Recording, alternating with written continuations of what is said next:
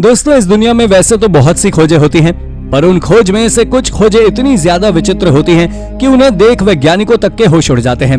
फिर चाहे वो साल 1886 में मिली चिल्लाती हुई मम्मी की खोज हो या फिर चाहे सीवर से मिले बच्चों की हड्डियां, इन खोजों की विचित्रता ने कहीं ना कहीं वैज्ञानिकों की रातों की नींद छीन ली है। तो चलिए जानते हैं कुछ ऐसे ही विचित्र खोजों के बारे में हमारी इस वीडियो के जरिए। Headless Gladiators. इंग्लैंड के यॉर्क शहर में एक एक्सकेवेशन के दौरान मिले स्केलेटन्स ने आर्कियोलॉजिस्ट को काफी चौंका दिया। ये स्केलेटन्स बाकी स्केलेटन से इसलिए अलग थे क्योंकि जिन लोगों को भी यहाँ दफनाया गया था उनके शरीर से उनके सिर को दफनाने से पहले अलग किया गया था। इसके बाद हर स्केलेटन के साथ उसके स्कल को जोड़कर दफनाया गया था। यह इसलिए भी चौंकाने वाला था क्योंकि इस तरह से दफनाए जाने वाला पैटर्न किसी ने पहली बार ही देखा था। जब इन स्केलेटन्स की कार्बन डेटिंग की गई तो उससे पता चला कि ये स्केलेटन्स 2nd AD से 4th AD तक के हैं। तब इस बात से अनुमान लगाया गया कि ये स्केलेटन्स शायद उस जमाने के वॉरियर्स जिन्हें ग्लैडिएटर्स कहा जाता था उनके रहे होंगे, क्योंकि उनके स्केलेटन्स और युद्ध और जंग के कई सारे निशान भी बने हुए थे। लेकिन ये बात आज भी राज है कि आखिर उन्हें इस तरह से सिर काटकर क्यों दफनाया गया था। Screaming mummies. अगर हम आर्कियोलॉजिकल मिस्ट्रीज की बात करते हैं तो उसमें ममीज का एक अलग ही लेवल देखने को मिलता है, क्योंकि इन ममीज में हर वो चीज मौजूद थी जो इन्हें काफी अलग बनाता था। लेकिन सालों बाद आर्कियोलॉजिस्ट की मदद से हमें कई सारे ऐसे सबूत भी मिले जो ये साबित करते हैं कि परफेक्ट दिखने वाली इन ममीज को बनाना कितना ज्यादा कठिन होता था। ये करना हर किसी के बस की बात नहीं थी। डेड बॉडी को प्रिजर्व करने की कोशिश में लोगों से कई ऐसी गलतियां हुई जिन्होंने पहले तो लोगों को शॉक कर दिया, और जब मिस्ट्री सामने आई तब लोगों के जान में जान आई।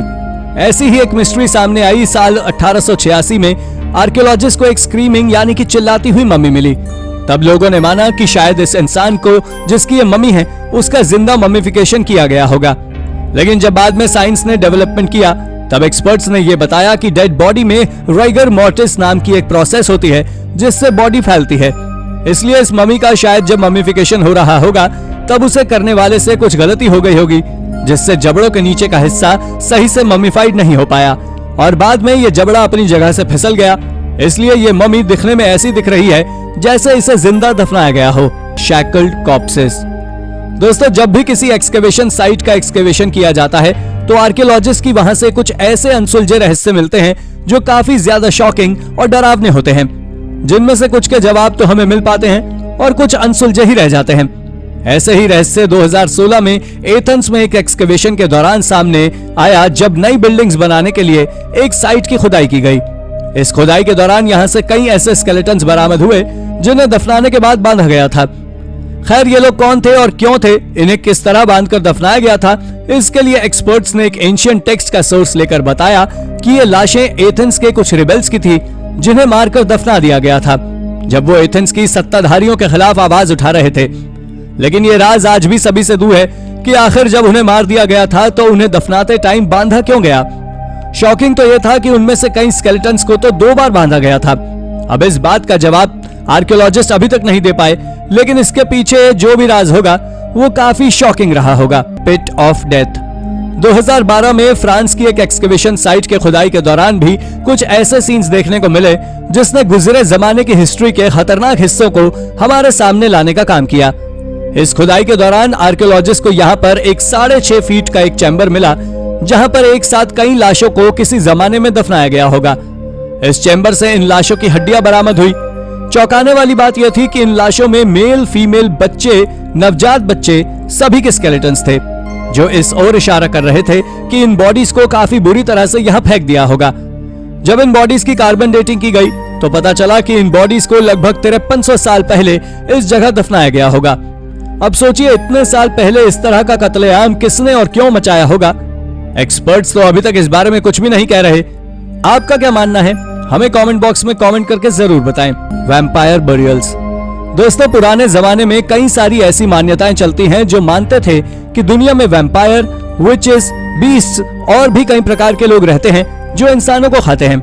इन लोगों के बारे में लोगों का मानना था कि ये लोग मरकर बाद में किसी दिन जिंदा हो जाएंगे। इसलिए जब लोगों को जिन पर वैम्पायर या कोई और होने का शक होता था तो वो उनके मरने पर उन्हें कुछ एक्स्ट्रा प्रिकॉशंस के साथ दफनाते थे।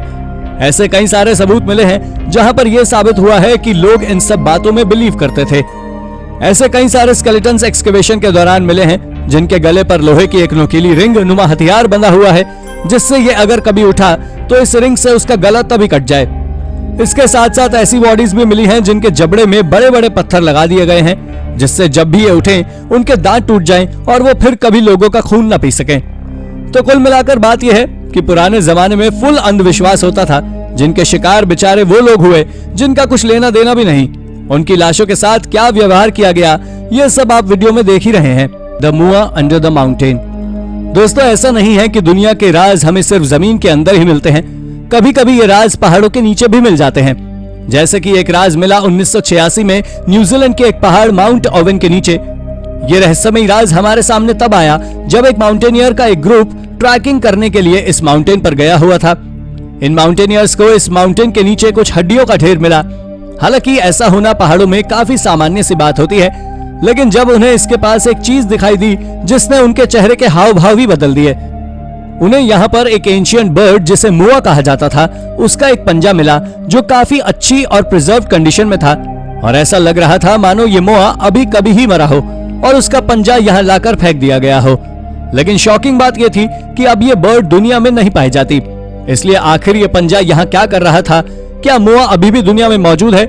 इस बारे में एक्सपर्ट्स अभी तक कुछ भी कहने से बच रहे हैं। अल्टामुरा मैन। इटली के अल्टामुरा में एक केव साइंटिस्ट को कुछ ऐसा देखने को मिला जिसे देखने के बाद वो काफी ज्यादा शॉक हो गया, क्योंकि उसने इससे पहले ऐसा कुछ भी नहीं देखा था। जब यह साइंटिस्ट अल्टामुरा टाउन में स्थित एक केव में अपनी रिसर्च कर रहा था, तब उसे वहां एक रॉक उसकी तरफ घूरती नजर आई। जब उसने इस रॉक को गौर से रीड किया तो उसे वहां पर हजारों साल पुराना एक ह्यूमन स्केलेटन नजर आया, जो अब कैल्शियम डिपोजिशन की वजह से उस रॉक का हिस्सा बन गया था। हालांकि यह स्केलेटन नॉर्मल इंसान का नहीं था, यह एक इंसानी प्रजाति निएंडरथल का स्केलेटन था, जो कई हजार साल पहले इस रॉक नुमा शिंक होल में गिर गया होगा, जिस पर गुजरते हुए सालों ने कैल्शियम की परतों को चढ़ा दिया होगा। यह स्केलेटन अभी तक मिले निएंडरथल्स के स्केलेटन्स में सबसे पुराना स्केलेटन है। Tortured school. दोस्तों, स्वीडन में साल 2009 में एक सूखी हुई झील के किनारे जब एक्सकेवेशन का काम किया जा रहा था, तो वहां पर आर्कियोलॉजिस्ट को कुछ ऐसा देखने को मिला जिसका जवाब वो अभी तक ढूंढ रहे हैं। इस जगह पर उन्हें 11 स्कल्स मिले जिनकी बॉडीज वहां पर नहीं थी। किसी जमाने में दफनाई गई इन स्कल्स की सबसे बड़ी और खतरनाक बात यह थी कि इन स्कल्स को काफी बुरी तरह से दफनाया गया था। इन स्कल्स में से कुछ में तो बुरी तरह किसी धारदार हथियार से छेद किए गए थे, तो वहीं कुछ को पूरी तरह जलाने की कोशिश की गई थी, जबकि एक स्कल को तो दूसरी स्कल के अंदर पूरी तरह घुसाया गया था। यह दृश्य देखने में काफी ज्यादा शॉकिंग और डरावना था। इन स्कल्स के साथ आखिर ऐसा किसने किया, ये राज तो अभी भी हम लोगों से दूर है, लेकिन जिन्होंने भी इन स्कल्स को उनकी बॉडी से काटकर इस तरह यहाँ दफनाया, फॉर श्योर वो काफी ज्यादा निर्दयी रहे होंगे। The sewer of babies. कभी कभी पुराने जमाने के रहस्यों को तलाशते हुए हमारे सामने कुछ ऐसे राज आ जाते हैं जिन्हें देखकर हम यही सोचते हैं कि काश ये राज ही रहते तो ज्यादा बेहतर होता। ऐसा ही एक राज सामने आया इजराइल के शहर एशकलन में एक एक्सकवेशन साइट की खुदाई के दौरान। इस खुदाई में रोमन्स के द्वारा बनाई गई एक बाथ चैम्बर की खुदाई का काम हो रहा था। उस खुदाई में आर्कियोलॉजिस्ट को बाथ चैम्बर के नीचे सीवर्स का काफी बड़ा नेटवर्क मिला। जब उन्होंने इन सीवर्स में नीचे उतर कर देखा तो उन्हें वहां पर ऐसे दृश्य देखने को मिले जिसने उन्हें अंदर तक हिला दिया। उन्हें यहाँ पर सैकड़ों बच्चों की हड्डियां मिली थी जो रैंडमली वहां फेंक दी गई थी। बेचारे बच्चों के साथ ऐसा काम करने वाले आखिर कौन रहे होंगे, ये तो हम आज भी नहीं जानते, लेकिन इतना जरूर है कि वो इंसान तो नहीं रहे होंगे, जरूर इंसान के भेष में हैवान रहे होंगे, क्योंकि इंसान तो ऐसा काम बिल्कुल भी नहीं कर सकता, क्योंकि आखिर बच्चों से किसी की क्या दुश्मनी हो सकती है। Family betrayal. चाइना के यूनिफिकेशन की हिस्ट्री में उसकी फर्स्ट फीमेल रूलर वू जेटियान का काफी ज्यादा योगदान रहा है, जिसके बारे में कहा जाता था कि उसके साम्राज्य के दौरान हर उस विरोधी आवाज को दबा दिया जाता था जो उसके खिलाफ उठती थी। उसके राज्य के दौरान कई कत्लेआम हुए जो चाइना के इतिहास में आज भी दर्ज हैं। ऐसा ही एक कत्लेआम आर्कियोलॉजिस्ट के सामने आया जब उन्होंने एम्परर वू जेटियान के सबसे खास सलाहकार यान शिवाई की टूम का एक्सकवेशन किया गया। यहाँ पर आर्कियोलॉजिस्ट को एक एंशिएंट टेक्स्ट मिला जिसमें यह लिखा हुआ था कि किस प्रकार यान शिवाई के भाई के द्वारा चाइना की एम्परर के खिलाफ की गई बगावत की सजा के रूप में उनके पूरे परिवार को मौत के घाट उतार दिया गया। चाइनीज एम्परर वू जेटियान के बारे में कहा जाता था कि वो इतनी खतरनाक महिला है कि जरूरत पड़ने पर अपने परिवार वालों तक को मरवा सकती थी। हालांकि उनका शासन ज्यादा दिन तक नहीं चल पाया और वो मात्र 15 साल ही चीन की एम्परर रह पाई। दोस्तों, प्राचीन हड्डियों का मिलना आर्कियोलॉजिस्ट के लिए अगर खजाना है तो बच्चों के लिए ये काफी डरावनी बात है। लेकिन साल 2006 के फ्रांस के बॉर्डियोक्स में एक प्लेग्राउंड से बच्चों की कई सारी हड्डियां मिली थी और वो हड्डियां कोई साधारण हड्डियां नहीं थी, क्योंकि जब रिसर्चर्स ने उन हड्डियों पर रिसर्च की तो उन्हें पता लगा कि वो हड्डियां बेल फकीर कल्चर के लोगों की है जो ब्रॉन्ज एज के दौरान इस धरती पर रहा करते थे। दोस्तों, इसमें से सबसे पुरानी हड्डियां जो आर्कियोलॉजिस्ट को मिली है वो 3600 BC की है और आपको बता दें कि इन्हें जिस जगह से खोजा गया था वो जगह ग्वेरिन और डॉर्डोन की नदियों के पास है, जिससे कुछ ही मील की दूरी पर एटलांटिस ओशन भी है। लेकिन इसके बावजूद भी उन लोगों ने कभी भी नॉनवेज फूड को नहीं खाया और ये बात आज की मॉडर्न रिसर्च बताती है। दोस्तों, अब अगर हम मेक्सिको के शिशान इत्जा में मौजूद जैगुआर सीओडी केव की बात करें तो ये केव दुनिया की सबसे रहस्यमयी केव्स में से एक है और इसके रहस्यमय होने के पीछे का कारण कुछ और नहीं बल्कि कई अलग अलग थियरीज हैं। इस साइट को किसानों के द्वारा साल 1966 में खोजा गया था, लेकिन इसके बाद इसका एक्सकेवेशन करने वाले सबसे पहले आर्कियोलॉजिस्ट विक्टर सेगोविया पिंटो ने अपने एक्सकेवेशन के बाद इस केव को बंद करा दिया था। लेकिन शायद आप जानकर चौंक जाएंगे कि जब साल 2013 में इसे दोबारा खोला गया तब आर्कियोलॉजिस्ट को वहां से मायान आर्टिफैक्ट्स का भंडार मिला और इसके बावजूद जो वहां से सबसे ज्यादा हैरानी भरी चीज मिली वो थे बालाम केयू के स्कल्पचर जो माया के एक भगवान थे।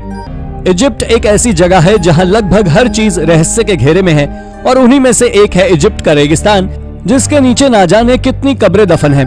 हाल ही में साल 2018 में आर्कियोलॉजिस्ट ने सकारा डेजर्ट के नीचे से एक ऐसे ही कब्र को खोजा है जो किसी करिश्मे से कम नहीं है, क्योंकि ये कोई साधारण कब्र नहीं है। सबसे पहली बात तो ये कि ये कब्र आज से 4400 साल पुरानी है, जिसे 2018 के पहले कभी भी खोला नहीं गया था।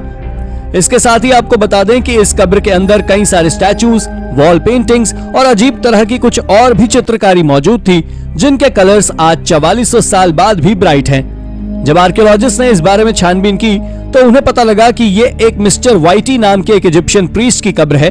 ये डिस्कवरी वाकई हैरान कर देने वाली है। दोस्तों, ये बात कुछ समय पहले की है जो हमारे भारत के कर्नाटका की है। दरअसल बात कुछ ऐसी है कि कर्नाटका के लोकल लोगों ने दावा किया था कि उनके पास ही बने एक रिजर्वॉयर में एक स्टारगेट मौजूद है जो दिखने में पुराने समय के टेलीफोन बटन्स की तरह है।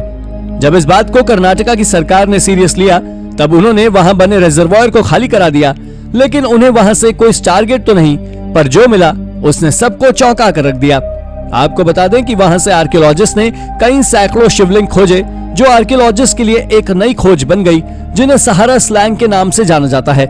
लेकिन यही शिवलिंग वहां मौजूद कोई इकलौती चीज नहीं थी, बल्कि आर्कियोलॉजिस्ट ने वहां से कई और भी राउंड शेप में बनी हुई कार्विंग्स को खोजा था जो सैकड़ों सालों से पानी के बहने के बाद भी डैमेज नहीं हुई। यह दुनिया की सबसे इनक्रेडिबल आर्कियोलॉजिकल डिस्कवरी है।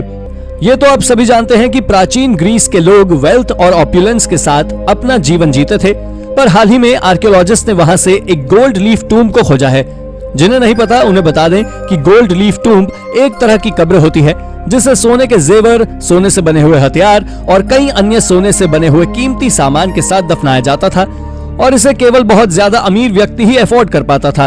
और आज तक दुनिया में केवल 2 ही गोल्ड लीफ टूम्ब्स को खोजा गया है, जिनमें से एक जो आर्कियोलॉजिस्ट ने हाल ही में खोजी है वो पायलॉस में है और ये टूम्ब आज से लगभग 3500 साल पुराना है। इस टूम्ब से आर्कियोलॉजिस्ट को ना जाने कितनी सारी कीमती सोने से बनी चीजें मिली हैं, जिसमें ज्वेलरी से लेकर सोने के कपड़े तक मौजूद हैं और इसी कारण से ये आज हमारी इनक्रेडिबल आर्कियोलॉजिकल डिस्कवरीज की लिस्ट में शामिल है। इंसानों का एवोल्यूशन शुरुआत से ही एक मिस्ट्री बना हुआ है। अगर साइंस का मानना है कि इंसान होमो सेपियंस नाम के प्रजाति के इंसानों से आए हैं, तो वही माइथोलॉजी कहती है कि इन्हें ऊपर वाले के द्वारा बनाकर भेजा गया है। लेकिन साल 2019 के आखिर में आर्कियोलॉजिस्ट ने ऐसी खोज की है, हमें इंसान की एक नई प्रजाति यानी कि होमो इरेक्टस के बारे में बताती है। अब आप में से कई सारे लोगों के मन में कई तरह के सवाल आ रहे होंगे कि ये कौन सी प्रजाति है, तो आपको जानकारी दे दें कि होमो इरेक्टस आज से 2 मिलियन साल पहले पाई जाने वाली ह्यूमंस की प्रजाति है और यही वो पहली इंसानों की प्रजाति है जो 2 पैरों पर चलते थे। हाल ही में हुई एक खोज ने इस बात को भी साफ कर दिया कि होमो इरेक्टस आज से लगभग 1 लाख साल पहले इंडोनेशिया के जावा में रहा करते थे, जिसका यह मतलब निकलता है कि होमो सेपियंस और होमो इरेक्टस दोनों एक ही समय पर धरती पर एग्जिस्ट करते थे और ये वाकई अमेजिंग डिस्कवरी है। दोस्तों, आज से 2000 साल पहले भी रोम में नेरो एम्परर के द्वारा कई सारे पैलेस बनवाए गए थे और उन्हीं में से एक का नाम है डोमुस ऑरिया, जिसे इंग्लिश में गोल्डन हाउस के नाम से भी जाना जाता है। इसे पिछले कुछ सालों तक पिछली कई सदियों से पार्टीज के लिए उपयोग किया जाता आ रहा था, पर इसके बाद भी आज भी कोई भी व्यक्ति इस बात का पता नहीं लगा सका है कि आखिर ये गोल्डन हाउस कितना बड़ा है। पर इसके बारे में कुछ हिस्टोरियंस का कहना है कि ये करीब 100 एकड़ से भी ज्यादा की जमीन में फैला हुआ है, और इसके बारे में ऐसा भी कहा जाता है कि इसे रोमन के लोगों ने एक प्रोजेक्ट के नाम पर तैयार किया था, जिस प्रोजेक्ट को आज प्रोजेक्ट एक्स नाम से जाना जाता है। दोस्तों, सबसे बड़ी चौंकाने वाली बात यह है कि अब तक कार्बन डेटिंग की मदद से कोई भी व्यक्ति इसकी उम्र पता नहीं कर पाया है, और इसी कारण से ये आज भी एक रहस्य ही है। साल 2020 में आर्कियोलॉजिस्ट ने पेरू में एक विशाल मॉन्यूमेंट की खोज की थी, जो पिछले 2000 सालों से किसी के द्वारा टच तक नहीं किया गया था। आपको बता दें कि दूर से देखने पर भले ही ये एक विशाल चट्टान लगे, लेकिन जब इसे आप गौर से देखेंगे तो ये स्टोन मॉन्यूमेंट पूरी तरह स्प्रॉलिंग स्ट्रक्चर से भरा हुआ है, जिसमें कुछ रहस्यमय सर्कल, डरावने दांत और कुछ फैंग स्ट्रक्चर्स मौजूद हैं। ये नॉर्थ में घने जंगलों के बीच में मौजूद था, जिसके कारण इसको खोज पाना काफी कठिन काम था। इसके साथ ही आप जान लीजिए कि जब रिसर्चर्स ने इसकी गहराई में जाकर बात की तो उन्होंने बताया कि इस पर जो फैंग स्ट्रक्चर है वो एक रहस्यमय फेदरी फेलिन फिगर से जुड़ा हुआ है, जो नेकेड आई से देखने पर विजिबल ही नहीं होता है। दोस्तों, ये खोज साल 2018 में ग्रीक के एक क्रेट आइलैंड पर एक्सीडेंट के चलते हुई थी। दरअसल जब एक आदमी अपनी कार को एक ऑलिव ट्री के नीचे पार्क करता है, तभी उसके कार के नीचे की जमीन धंसने लगती है और देखते ही देखते उसकी पूरी कार जमीन में घुस जाती है, जो उस आदमी को चौंका देती है। लेकिन इसके बाद वो आदमी जमीन के नीचे जाकर जो देखता है वो उसे और भी ज्यादा चौंका देता है। दरअसल उसने वहां कई सारे एंशिएंट आर्टिफैक्ट्स के साथ साथ एक कॉफिन भी देखा, जिसे देखने के बाद वो व्यक्ति आर्कियोलॉजिकल डिपार्टमेंट से कांटेक्ट करता है। हालांकि जब आर्कियोलॉजिस्ट उस कॉफिन को खोलते हैं तो उस कॉफिन के अंदर 2 स्केलेटन्स मौजूद होते हैं, जो करीब 3400 साल पुरानी एक टोम थी। इसे खोजने की कहानी वाकई गजब है। ये बात तो शायद ही कोई जानता होगा कि अमेरिका में सबसे पहले इंसान कब आए थे, और इसी को पता लगाने के चलते कई सारी डिस्कवरीज की जा रही है, जिससे समय समय के सबूत मिलते हैं। और ऐसा ही कुछ आर्कियोलॉजिस्ट ने साल 2019 में खोजा था। दरअसल आर्कियोलॉजिस्ट ने एक एंशिएंट साइट का एक्सकवेशन किया था, जिसके दौरान आर्कियोलॉजिस्ट ने वहां से कई सारे अजीब अजीब तरह के इंसानों के द्वारा शिकार करने के लिए बनाए गए टूल्स को खोजा था। लेकिन असल में साइंटिस्ट हैरान तो तब हुए जब उन्होंने उन टूल्स की कार्बन डेटिंग की और उन्हें पता लगा कि ये टूल्स आज से करीब 15 से 16 हजार साल पुराने हैं। दोस्तों, इसके पहले भी कुछ ऐसे ही टूल्स को अमेरिका में खोजा जा चुका है, जो 13,000 साल पुराने थे। यानी कि हो सकता है कि आगे चलकर रिसर्चर्स इससे भी ज्यादा पुराने टूल्स खोज लें। इसलिए ये कहना वाकई कठिन है कि अमेरिका में सबसे पहले इंसान कब आए थे। एवबरी। दोस्तों, दक्षिण पश्चिम इंग्लैंड में विल्टशायर के एवबरी गांव के आसपास से 3 पत्थर के घेरे वाला एक नियोलिथिक एरा का हेंज स्मारक है। यह ब्रिटेन के सबसे प्रसिद्ध प्री हिस्टोरिक स्थलों में से एक है। इसमें दुनिया का सबसे बड़ा मेगालिथिक स्टोन सर्कल है। यह जगह ब्रिटेन में टूरिस्ट आकर्षण का मुख्य केंद्र होने के साथ साथ कंटेम्पररी मूर्ति पूजकों के लिए भी धार्मिक महत्व का स्थान है। स्मारक में एक बड़े बाहरी पत्थर से बने सर्कल और केंद्र के अंदर स्थित 2 अलग अलग छोटे पत्थर के घेरे के साथ एक बड़ा हेंज भी शामिल है। आपको जानकर हैरानी होगी कि आयरन एज और रोमन एज के दौरान इस साइट पर ह्यूमन सेटलमेंट के कुछ सबूत भी मिले हैं। लेकिन आखिर इस साइट को छोड़ा क्यों गया, ये बात आज तक रहस्य के घेरे में है। हालांकि आर्कियोलॉजिस्ट का मानना है कि इसका उपयोग किसी प्रकार के रिचुअल्स के लिए किया जाता था। City of Agatha. City of Agatha एक मिथिकल किंगडम है, जिसे पृथ्वी के कोर में स्थित कहा जाता है। 19th सेंचुरी के फ्रेंच तांत्रिक अलेक्जेंडर सेंट वेव्स डी एवल्डेयर के द्वारा खुले रूप से इस बात को प्रकाशित किया गया था, और यह किंवदंती उस समय यूरोप में ज्यादातर फैली हुई थी। इन्होंने अपनी 1922 की एक किताब बीस्ट मैन एंड गॉड्स में एक अंडरग्राउंड किंगडम के रूप में इस सिविलाइजेशन के बारे में बताया था, जो पृथ्वी के अंदर मौजूद है। इस राज्य को एक इमेजिनरी बुद्धिस्ट सोसाइटी के लिए खास तौर पर जाना जाता था। थियोसॉफिस्ट खास रूप से अगाथा को तिब्बत के नीचे गुफाओं के एक विशाल सिविलाइजेशन के रूप में मानते हैं, जिसमें असुरों का निवास माना जाता है। City under death valley. दोस्तों, कैलिफोर्निया में डेथ वैली के नीचे एक सिविलाइजेशन रहा करता था, लेकिन अगाथा सिविलाइजेशन की तरह धरती के कोर पर नहीं बल्कि अंडरग्राउंड होकर रहा करता था। इसलिए इस सिविलाइजेशन पर विश्वास किया जा सकता है, पर आज तक कोई इसे खोज नहीं सका है। यह सिटी करीब 5000 साल पुरानी है, जिसे किसी वजह से खाली कर दिया गया था। आपको जानकर ताज्जुब होगा कि इन अंडरग्राउंड टनल्स का खुलासा पहली बार सन 1931 में डॉक्टर एफ ब्रूस रसल के द्वारा किया गया था, जो ओहियो के एक रिटायर्ड ऑफिसर थे। यह आज तक केवल इकलौता सबूत है। दरअसल इन्होंने भी इस खोज को अनजाने में अंजाम दिया था। जब ब्रूस और डैनियल बोवी जब माइनिंग कर रहे थे, तभी ये अचानक से एक गड्ढे में गिरे और नीचे घुस गए, और उन्होंने आंखें खोली तो उन्हें पता लगा कि वो एक टनल में गिर गए हैं। पर जब वो वहां से एस्केप करने की कोशिश कर रहे थे, तब उन्हें वहां से 3 जायंट स्केलेटन्स मिले, जो देखने में इंसानों से थोड़े अजीब थे। आपको बता दें कि इन स्केलेटन्स की हाइट करीब 9 फीट के आसपास थी, जो एक सिविलाइजेशन के होने के पर्याप्त सबूत हैं। Caves of the canary islands. दोस्तों, स्पेन के कैनरी आइलैंड्स पर एमेच्योर्स आर्कियोलॉजिस्ट ने 72 स्केलेटन्स खोजे थे, जिनमें से 62 एडल्ट पीपल के हैं और 10 हाल ही के हुए कुछ बच्चों के थे। इस खोज को ड्रोन की मदद से किया गया था, क्योंकि ये ऐसी जगह पर सिचुएटेड है जहां जाना कोई आसान काम नहीं है। जब एक्सपर्ट्स ने इस बारे में जांच पड़ताल की, तब उन्हें पता लगा कि ये स्केलेटन 8 से 10वीं शताब्दी के बीच के हैं, और ये एक लोगों का ग्रुप हुआ करता था जिसे गौंश कल्चर के नाम से जाना जाता था। जिस जगह से इन स्केलेटन्स को खोजा गया था, उन जगहों से आर्कियोलॉजिस्ट को जानवरों की खाल और वेजिटेबल्स फाइबर भी मिले हैं। पर यह बात थोड़ी हैरान करने वाली है कि करीब 1000 बीसी में गुआंश पीपल कैनरी आइलैंड्स पर आए थे, और दूसरे सिविल वॉर के दौरान इन लोगों का अंत हो गया था, और ये जगह आज भी खाली पड़ी हुई है। क्लियोपात्रास टूम्ब। इजिप्ट की आखिरी रानी और दुनिया की सबसे खूबसूरत महिलाओं में एक थी क्लियोपात्रा। यह इतिहास की सबसे प्रसिद्ध महिला शासक है, लेकिन इसके अंतिम संस्कार को लेकर अब भी रहस्य कायम है, जिसके बारे में कुछ जानकार मानते हैं कि दुनिया की सबसे खूबसूरत महिलाओं में गिनी जाने वाली रानी क्लियोपात्रा को अलेक्जेंड्रिया में दफनाया गया, जहां वो पैदा हुई और उसने राज किया। वहीं कुछ ये भी मानते हैं कि उन्हें टैपोसिरिस मैग्ना में दफन किया गया है। लेकिन हाल ही में अलेक्जेंड्रिया से 30 मील दूर एक मंदिर खोजा गया है, और दावा किया जा रहा है कि मंदिर में हुई नई खोज क्लियोपात्रा के खोए हुए मकबरे के यहीं होने का इशारा करती है। आपको बता दें कि आर्कियोलॉजिस्ट वहां से दर्जनों प्राचीन ममीज खोज चुके हैं। इसके बारे में ऐसा माना जाता जा रहा है कि आर्कियोलॉजिस्ट के द्वारा खोजी गई ममीज उस समय के बड़े घराने से संबंध रखती हैं, जो तब की हैं जब वहां शक्तिशाली रानी का साम्राज्य था। इस खोज को सनसनीखेज माना जा रहा है, क्योंकि ये सिटी ऑफ द डेड के महत्व को दर्शाती है। आपको जानकारी दे दें कि पानी लगने की वजह से ये ममीज खराब स्थिति में हैं, लेकिन सबूत बताते हैं कि इन्हें गोल्ड फॉइल में लपेटा गया होगा, जिससे इस बात का अंदाजा लगाया जा रहा है कि इनमें से एक ममी रानी की भी है, पर यह बात पूरी तरह साबित नहीं हुई है। गुआजू केव्स। गुआजू केव सेक्लूडेड जॉर्ज में स्थित है, जो चाइना के बीजिंग से नॉर्थ वेस्ट में करीब 50 मील की दूरी पर स्थित है। इन केव्स को आप स्वयं अपनी स्क्रीन पर देख सकते हैं कि आखिर इन केव्स के फेस किस तरह से कार्व किए गए हैं। ये केव्स कुल 24.7 एकड़ के एरिया को कवर करती है। ये रहस्यमय होने के साथ साथ चाइना में खोजा गया अब तक का सबसे बड़ा क्लिफ रेजिडेंस भी है, जिसमें कुल 117 गुफाएं हैं।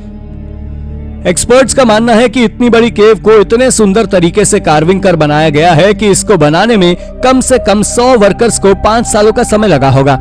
लेकिन आखिर इन गुफाओं को क्यों बनाया गया था, इसका पता करने में आर्कियोलॉजिस्ट आज भी सफल नहीं हो पाए हैं। पर एक्सपर्ट्स का मानना है कि इन केव्स को रहने के लिए उपयोग किया जाता था। ये वाकई बहुत अमेज डिस्कवरी है। मिस्टीरियस आर्कांसस। आर्कांसस की केव्स इतनी ज्यादा रहस्यमयी है कि इसे अंडरग्राउंड वर्ल्ड का एंट्रेंस भी माना जाता है। इसके बारे में एक मिथ ये भी है कि इस केव में बने अंडरग्राउंड प्लेस में एक ह्यूमन के जैसे ही दिखने वाले इंसान रहते हैं, जिन्होंने आज तक कभी सूर्य की रोशनी नहीं देखी है, और ये ह्यूमन किसी न किसी तरह एक जगह से दूसरे जगह ट्रांसपोर्ट होना भी जानते हैं। और यही वही कारण है कि इस जगह को अंडरग्राउंड वर्ल्ड का एंट्रेंस माना जाता है। आपको बता दें कि ब्रूस एलन वॉल्टन ने 1990 में इस ब्लोइंग केव को खोजने का दावा किया था, लेकिन उसने वहां से एक 8 फीट के इंसान को देखने का भी दावा किया है, और तब से यह बात अब तक लोगों के बीच मानी जाती जा रही है, लेकिन अब तक ये बात साबित नहीं हो पा रही, इसलिए ये एक रहस्य बनी हुई है। टिमगैड। टिमगैड अफ्रीका में स्थित है, जो रोमन की ताकत का एक जीता जागता सबूत है। ये वही जगह है जो एम्परर ट्रायन के द्वारा जीती गई थी, जो नॉर्थ अफ्रीका की एक प्रॉपर सिटी हुआ करती थी। लेकिन इसके करीब 300 सालों बाद इसे दोबारा क्रिश्चियन धर्म को सौंप दिया गया। लेकिन आप जानकर दंग रह जाएंगे कि इसके बावजूद भी इसे 7वीं सेंचुरी में पूरी तरह खाली कर दिया गया था, जिसके बाद इस पर धूल चढ़ती गई और धीरे धीरे ये एरिया एक डेजर्ट में बदल गया। लेकिन साल 1765 में इसे स्कॉटिश एक्सप्लोरर जेम्स ब्रूस के द्वारा दोबारा खोज निकाला गया था। लेकिन इसके बाद भी अल्जीरिया में इसका एक्सकेवेशन नहीं किया गया था, बल्कि इसे 1880 के दशक में आर्कियोलॉजिकल डिपार्टमेंट ने एक्सकेवेशन के लिए अपने अंडर में लिया था। और पूरी एक सिटी खोज निकाली और आज उसी एंशियंट सिटी को टिमगैड नाम से जाना जाता है। क्वेलाप चाचापोया के क्षेत्र में अबिसियो नदी के बेसिन तक, बगुआ प्रांत में मारानॉन नदी और उत्कुम्बा के संगम तक एक ट्रायंगल शेप एरिया है जिसे क्वेलाप कहा जाता है।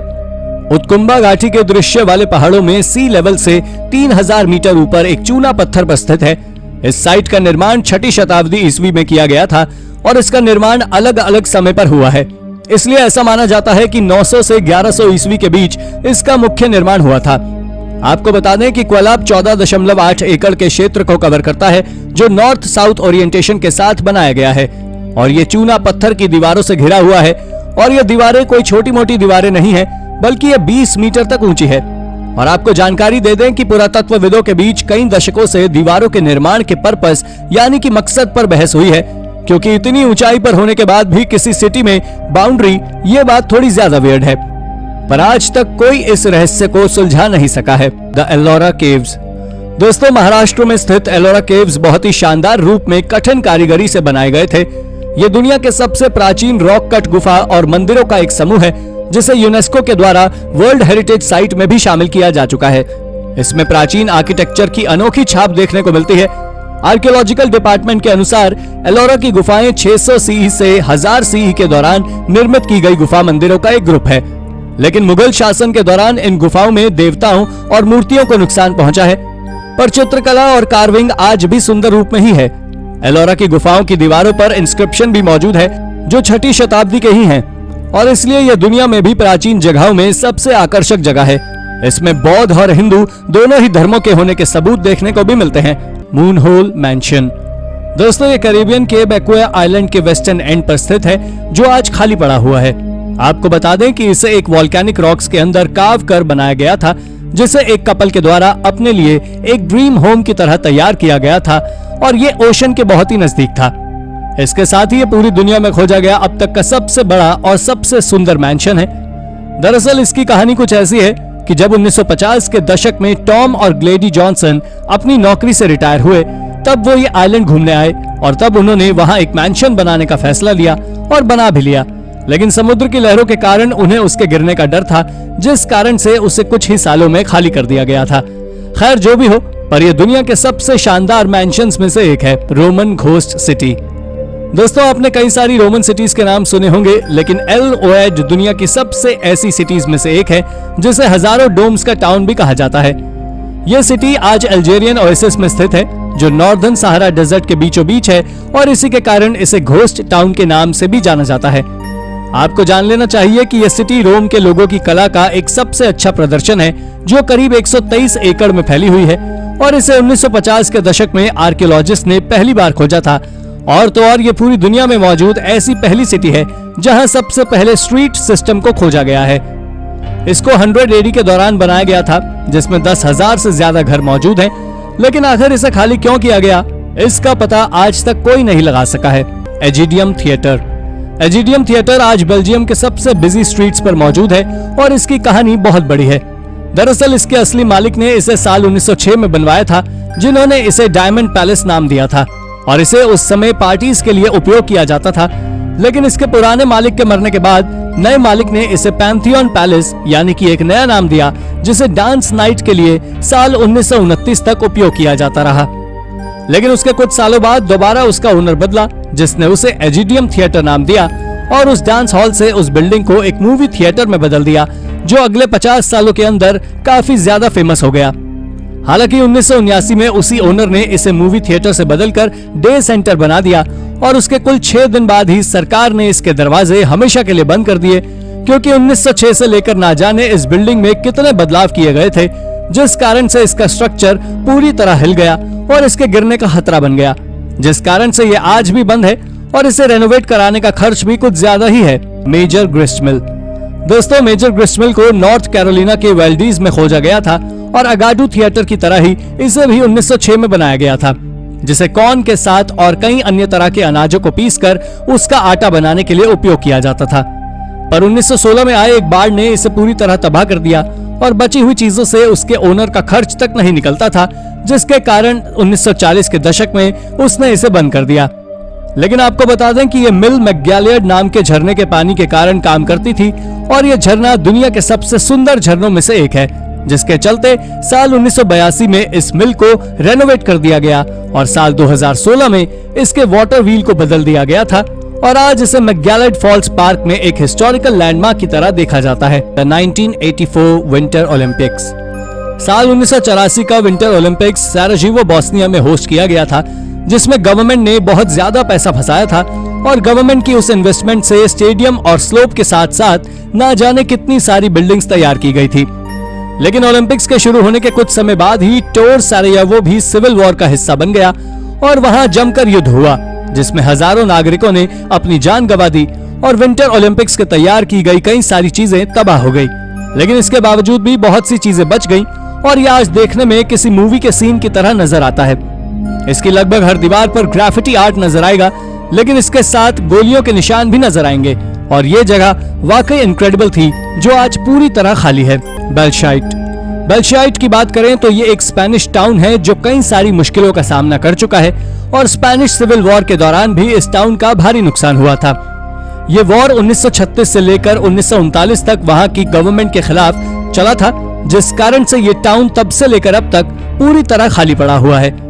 सेसिल डैबी के अनुसार ये जगह आज देखने में किसी टाउन की तरह तो कम लगती है और खंडर की तरह ज्यादा, जो देखने में काफी अमेजिंग है। Worcester state hospital. Worcester state hospital United states का सबसे क्रीपीएस्ट और स्कैरी जगहों में से एक है। इस हॉस्पिटल को 12 जनवरी साल 1833 में खोला गया था और इसके बाद उस हॉस्पिटल में पेशेंट की मात्रा बढ़ती गई और धीरे धीरे कर मात्रा इतनी ज्यादा बढ़ गई कि हॉस्पिटल्स में 1958 तक कई सारी नई बिल्डिंग्स को जोड़ा जाता रहा। लेकिन 1980 के दशक में वहां के मरीजों को कुछ उल्टी सीधी दवाओं को देने के केस रोजाना पुलिस स्टेशन में आने लगे, जिस कारण से इसे 1985 में बंद कर दिया गया।